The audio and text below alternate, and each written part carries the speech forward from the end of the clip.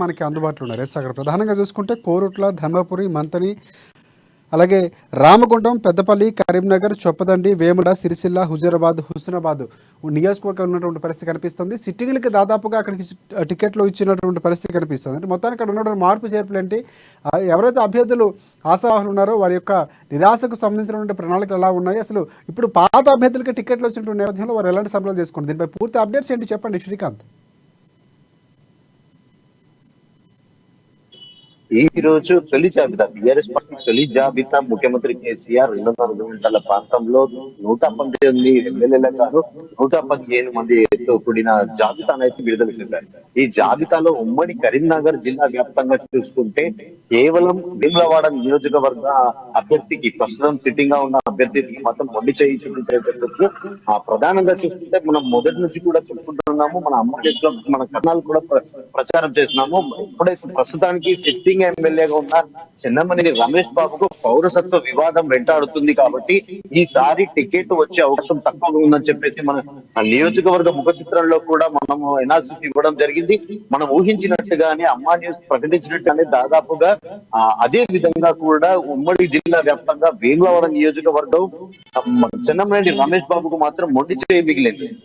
ఈ స్థానం నుండి టికెట్ ఆశిస్తున్న చల్మెడ లక్ష్మీ నరసింహారావుకు ఈసారి టికెట్ కేటాయించారు. అయితే దీని పట్ల ప్రస్తుతం ఇతర దేశాల్లో ఉన్న రమేష్ బాబు తన కూతురికి సంబంధించిన ఒక కార్యక్రమానికి సంబంధించి విదేశాల నుండి కూడా ఒక ట్వీట్ అయితే చేయడం జరిగింది. అంటే ఎన్నో నేను పార్టీ తన తండ్రి నుండి కూడా పార్టీ రాజకీయాలతో చేసుకుంటూ వస్తున్నాం, కానీ ఈసారి మాత్రం ఆయన ఒక ట్వీట్ లో స్పందించినట్టుగా మనకు స్పష్టంగా అంటే గతంలో తాను ఈ ప్రాంతం నుండి గెలుపొందినప్పటికీ ఈసారి కాస్త తనపై కూడా దుష్ప్రభావం పడుతుందని చెప్పేసి తనను నమ్ముకున్న అనుచరులంతా కూడా దిగులు చెందకూడదు అంటూ కూడా ఆయన వారికి ఒక భరోసానైతే ఇచ్చే ప్రయత్నం అయితే చేశారు. మొత్తానికైతే ఆయన తన భావోద్వేగాన్ని ఒక ట్వీట్ ద్వారా మాత్రం తెలియజేసిన పరిస్థితి తెలుకుంది.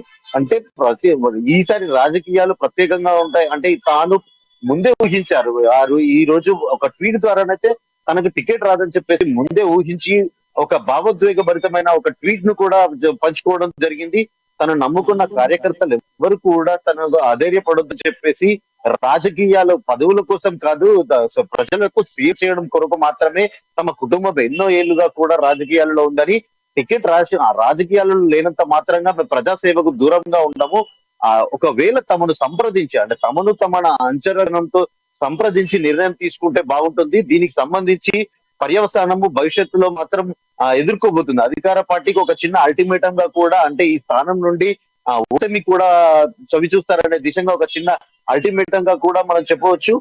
ఈ స్థానం అంటే సంప్రదించకుండా తమ అనుచరులను అభిప్రాయాలను కూడా అనుగుణంగా పరిగణలోకి కూడా తీసుకోకుండా తనకి టికెట్ ఇవ్వకపోవడం పట్ల ఒక నిరాశనైతే రమేష్ బాబు వ్యక్తం చేస్తున్న పరిస్థితి. ఇక మొత్తానికి చూసుకుంటే ఊహించినట్టుగానే అంటే జిల్లా వ్యాప్తంగా దాదాపుగా అన్ని నియోజకవర్గాల్లో కూడా సిట్టింగ్లకే పట్టం అంటే టికెట్ కేటాయించారు. కేవలం కోట్ల నియోజకవర్గానికి ప్రస్తుతం సిట్టింగ్ ఎమ్మెల్యేగా ఉన్న కల్వకుంట్ల విద్యాసాగర్ రావుకు బదులుగా ఆయన కుమారుడు డాక్టర్ సంజయ్ కుమార్ కు మాత్రం టికెట్ కేటాయించిన పరిస్థితి అయితే ఉంది. ఇక మొత్తానికైతే ఇప్పుడు రామగుండంకి నియోజకానికి చెందిన కోరుకంటి చందర్ ప్రస్తుతం సిట్టింగ్ ఎమ్మెల్యేగా ఉన్నారు. తనకి కూడా ఈసారి మళ్ళీ టికెట్ భరించింది అనుకోవచ్చు. అయితే ఇక్కడ కాస్త అసంతృప్తిగా ఉంది. అంటే వ్యతిరేకంగా 5 రెబల్ అభ్యర్థులు కూడా కోరుకంటి చందర్ కు ఎట్టి పరిస్థితుల్లో కూడా ఈ ప్రాంతం నుండి కేటాయించద్దు అంటూ కూడా వాళ్ళు పెద్ద ఎత్తున కూడా నిరసనలు కార్యక్రమాలు వ్యక్తం చేశారు. అంతేకాకుండా పలుమార్లు అధిష్టానం దృష్టికి కవిత కేటీఆర్ లాంటి వాళ్ళ దృష్టికి కూడా తీసుకున్నప్పటికీ కూడా తిరిగి మళ్ళీ కేసీఆర్ మాత్రం రామగుండం ఎమ్మెల్యే కోరుకంటి చందర్కే పట్టం అంటే టికెట్ కేటాయించడం జరిగింది.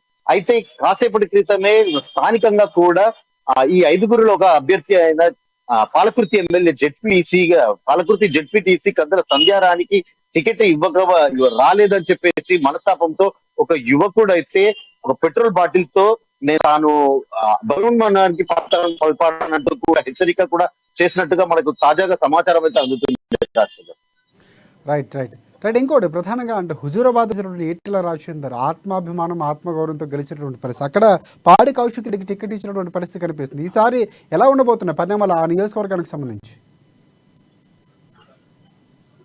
అయితే కాస్త భిన్నాభిప్రాయాలు ఉన్నప్పటికీ కూడా మాజీ మంత్రికి ఈ ప్రాంతం నుండి టికెట్ కేటాయిస్తారని చెప్పేసి కూడా పెద్ద ఎత్తున ప్రచారం జరిగినప్పటికీ కూడా తిరిగి మళ్ళీ ఆ సిట్టింగ్ ఇప్పుడు ఎమ్మెల్సీగా ఉన్న పాడి కౌశిక్ రెడ్డికి కూడా టికెట్ కేటాయించారు. అయితే ఈ ప్రాంతం నుండి ప్రస్తుతం ఎమ్మెల్యేగా ఉన్న ఈటెల రాజేందర్ ఆ స్థానం నుండి కాకుండా తన సతీమణిని ఆ స్థానం నుండి బరిలోకి దింపనున్నట్టుగా ప్రచారం జరుగుతుంది. అంతేకాకుండా ఈటెల రాజేందర్ మాత్రం ముఖ్యమంత్రి కేసీఆర్ ఎక్కడి నుంచి పోటీకి దిగితే అక్కడి నుంచి కూడా తాను పోటీ చేస్తానని చెప్పేసి కూడా ఒక సవాల్ విసిరిన పరిస్థితి కూడా నెలకొంది. అంటే ముఖ్యమంత్రి కేసీఆర్ ప్రధానంగా కామారెడ్డితో పాటు గజ్వల్ నుండి కూడా పోటీ చేస్తున్నట్టుగా కూడా ప్రకటించుకున్న పరిస్థితి అయితే. అయితే ఈసారి ఈటెల రాజేందర్ మాత్రం ఎక్కడి నుంచి పోటీ చేస్తారని కొంచెం సందిగ్ధత ఉన్నప్పటికీ కూడా ప్రధానంగా ఆయన సతీమణి జమునను మాత్రం ఈ నియోజకవర్గం నుండి బరిలోకి దింపే ప్రయత్నం అయితే చేస్తున్నట్టుగా వినికిడి అయితే ఉంది. ప్రధానంగా మనం మారుతున్నటువంటి రాజకీయ పరిణామాల నేపథ్యంలో చాలా మంది కూడా ఆశావాహులు మిగతా పార్టీల వైపు చూస్తున్నటువంటి పరిస్థితి కనిపిస్తున్నారు. ఈసారి సీఎం కేసీఆర్ అభ్యర్థులు ప్రకటన చేసిన తర్వాత దాదాపుగా 115 ఒకేసారి, అంటే గతంలో 105 ప్రకటించినటువంటి పరిస్థితి, ఆ లక్కీ నెంబర్లు అన్ని కూడా పంచమి రోజున రిలీజ్ చేసినట్టు, అంటే ఎవరు ఊహించినటువంటి అనూహ్యమైనటువంటి రీతిలో ఆయన అభ్యర్థులు ప్రకటించినటువంటి పరిస్థితి కనిపిస్తుంది. అయితే ఈ నేపథ్యంలో రేపటి నుంచి మరికొన్ని రోజుల్లో తర్వాత ఖచ్చితంగా పార్టీ మార్పులు ఎవరైతే ఆశావాహులు ఉన్నారో వారికి పార్టీ రాని వారు వాళ్ళందరూ కూడా మారే అవకాశాలు ఏమైనా కనిపిస్తున్నామన్నా, లేకపోతే బుజ్జగింపులు ఉండే అవకాశం ఉందా? ముఖ్యమంత్రి కేసీఆర్ ఒక తీవ్ర కసరత్తు నిర్వహించి, అంటే ఇప్పుడున్న ప్రస్తుత టికెట్ కేటాయించిన అభ్యర్థులకు కూడా ఆశావాహులందరినీ కూడా మొదటి నుండి బుజ్జగించి ఈ రోజు తొలి జాబితానైతే విడుదల చేస్తున్నట్టుగా మనం భావించవచ్చు. ఎందుకంటే ఎక్కడ కూడా అసంతృప్తి నేతలు, అంటే టికెట్ ఆశించి భంగపడ్డ నేతలు ఎవరు కూడా పక్క పార్టీలోకి వెళ్లకుండా ఒక పక్క ప్రణాళికతో ఆయన ఈ జాబితాను విడుదల చేసినట్టుగా కూడా తెలిసింది. అంటే దీంతో నేతలు ఎవరు కూడా అసంతృప్తి చెందకూడదు. భవిష్యత్తులో ఇంకా మిగతా పదవులు ఉంటాయి, నామినేటెడ్ పదవులు లాంటివి కాకుండా ఇంకా చాలా రకాలుగా అభివృద్ధి, రాజకీయంగా అభివృద్ధి చెందుతారు అంటూ కూడా ఒక సూచన కూడా మన గత కాసేపటి క్రితమే ఒక ప్రెస్ మీట్ ద్వారానైతే తన క్యాడర్ కి మనం ఒక స్పష్టమైన సమాచారం అయితే ఇచ్చారు. అంటే ఎక్కడ కూడా నిరసనలు, పార్టీ మారడాలు ఇలాంటివి ఏవి కూడా జరగకుండా ముందు జాగ్రత్తగానే క్యాడర్ అంతా కూడా ఒక సూచన అయితే చేశారు.